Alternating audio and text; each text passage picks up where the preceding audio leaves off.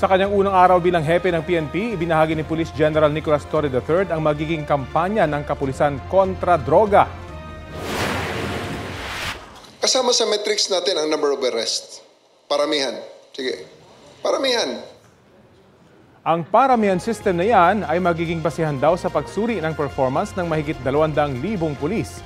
Pagtitiyak ni Torre, hindi ito mauuwi tulad ng sa drug war ng Administrasyong Duterte. Wala raw silang lalabagin ng karapatang pantao dahil aarestuhin lang at hindi papatayin ang mga hinuli. Kung may reklamo raw ang mga naaresto, may mga tanggapan ng gobyerno na pwedeng lapitan.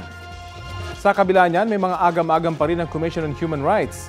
Nababahala sila na baka matarget sa paramihan system ang mga nasa vulnerable sectors gaya ng mahihirap.